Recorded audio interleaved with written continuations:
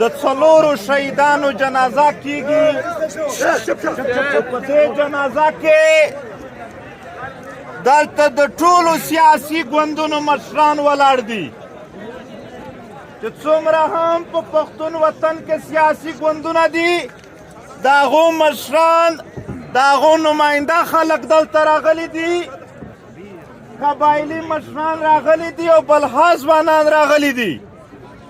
مونږ به د وطن په هکله تفصیلي خبره په جرګه کې کوو، خو البته یو دوه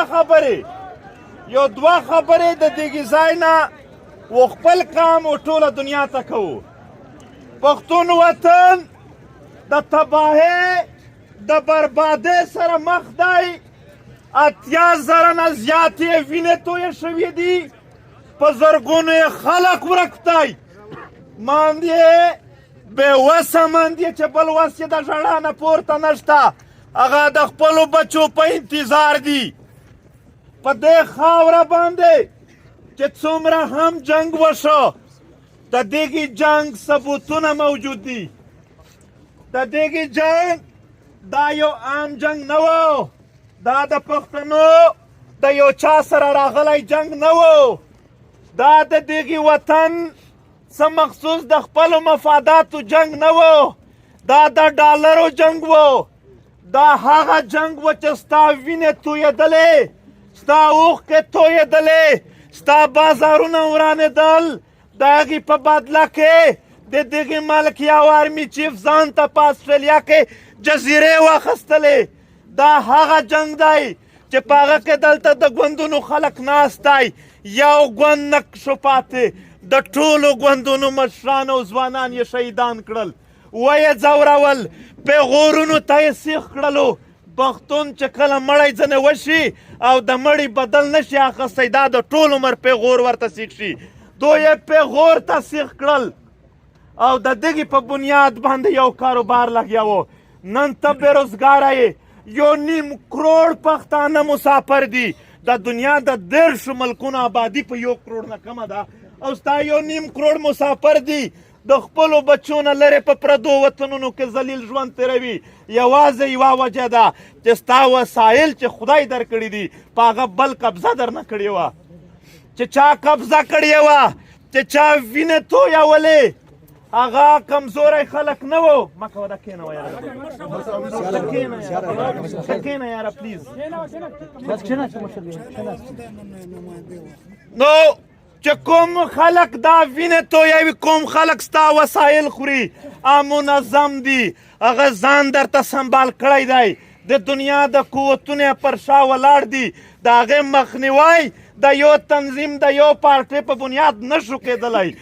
ټولې علاقې په احتجاج لګیا دي، د یو علاقې په بنیاد یې ستا مخه نشو ونیوی. د دې دپاره 11 اکتوبر ته د جرګې اعلان شوی و. و پښتنو، تاسو خو د تاریخ د پښتنو که نه وی خبر، خو د جرګې د روایاتو نه خو خبر یی چې جرګه راغوښتی هر څوک شي، هر څوک یې راوغواړي، خو د جرګې مالک خو هر څوک نه وي، ټول یې شریک وي. آیا دا جرګه د پی ټي ایم ده که د پښتنو ده؟ دا تاریخ کې نه دي شوي چې دلته څوک ځان له جرګه وکړي. څوک چې ځان له سره کیني هغه ته میټینګ وایي. څوک چې ځان له سره کیني د یو ګوند خلک، د یو تنظیم خلک، هغه ته میټینګ یا اجلاس وایي. جرګه د پښتنو روایت دی. دا که هر ګوند راغوښتې ده تېره، آیا ځان ته یې راغوښتې وه؟ دا که هرې ضلع راغوښتې ده ځان ته یې راغوښتې وه؟ جرګه د پښتنو ده. په جرګه نه تېره چا دعوا کړې ده چې دا زما خپله ده، نه یې آینده کولی شي او نه څوک مونږ یوازې جرګو ته پرېږدو. جرګه چې څوک راوغواړي دا زمونږ د ټولو پښتنو شریکه وي.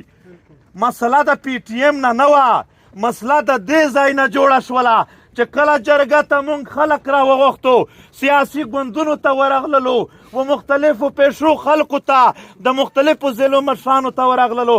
کله چې هغې دښمن چې ستا په وینو باندې او ستا په وسایلو یو لوی کاروبار جوړ کړی دی، هغه چې ولیدل چې پښتانه خو په رښتیا راټولېږي، هغه د هر ځای ویډیو او تصویرونه ولیدل، هغه ټول سیاسي ګوندونه ولیدل، هغه ټولې ضلعې ولیدلې چې دا ټول د دې جرګې سره ولاړ دي. هغه سره یره مخ شوه چې که رښتیا پښتانه راټول شي، که رښتیا پښتانه سره په یو ځای شي، نه یې بیا په وینو کاروبار کولی شو، نه یې بیا په وسایلو کاروبار کولی شو. پښتنو دا وجه وه چې دا 7 کاله پی ټي ایم نه بین کولو، خو چې دا جرګه په کامیابي ولیدله، د دغې بین شروع کړ. د دلته ستا په 10 روپۍ را جوړې شوې خیمو ته اور ورکړه. د بیا په هغه نه پس لارې بندې کړلې چې په دې هم څه نه وشول. راغلل دلته فایرینګ وکړه. دا ګراوند، دا میدان، دا تر پرونه راسه پورې عام میدان و.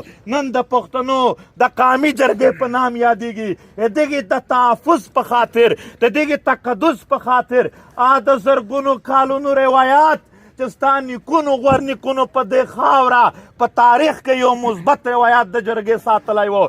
د هغې روایات په خاطر د قرآن شریف هغه یو څه جملې چې تاسو بیا مشوره سره وکئ، مشوره منه جرګه ده، د هغې په خاطر باندې دغو ځوانانو خپل سرونه ورکړل، وینې تویې شولې، زخمیان او شهیدان شول. خو دغه میدان نن یې هم تاسو ته دربخلی دی چې راشئ پښتنو، موږ په خپلو وینو یې درته ساتو دا میدان. خو ته راټول شه. زه دغو ټولو مشرانو ته وایم سبا جرګه شروع کیږي چې څوک دا خبره اوري هغو ته وایو تفصیلي خبره به هلته کوو، هلته به ټول مشاورت سره کوو.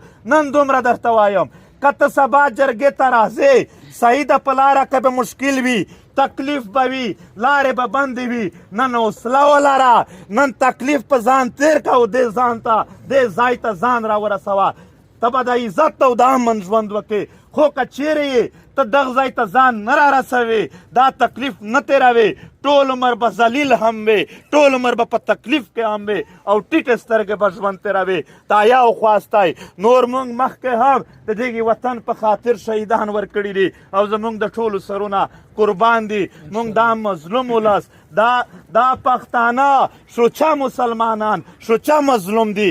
د دغې په خاطر، د دغو د ښه ژوند په خاطر باندې موږ تل سرونه قربان کړي دي. نن مې هم د ملګرو مخامخ کپارې درته پرتې دي چې هغو په دې وطن سرونه ورکړل.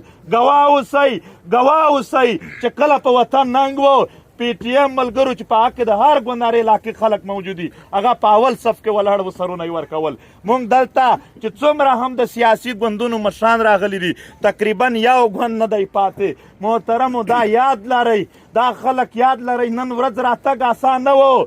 نن داسې ورځ وه چې تر دې پره ویلي شوي وو چې څوک ورشي موږ به شناختي کارډونه، پاسپورټونه بلاکوو، موږ به د هغې خلاف کاروایي کوو. دا مشران نن هم درته ولاړ دي، نه په یوه کیسه کې نه دي. پاتې شوله د دوی د کاروایي خبره. تا پرونه خپل زور وکړه، بله ورځ دې کړی دی، ته خپل مکمل زور وکړه. موږ ښه په آرام سینې درته نیولې دي. یوه خبره خالي دا کوم سنیټر صاحب، نثارباز د څه شول؟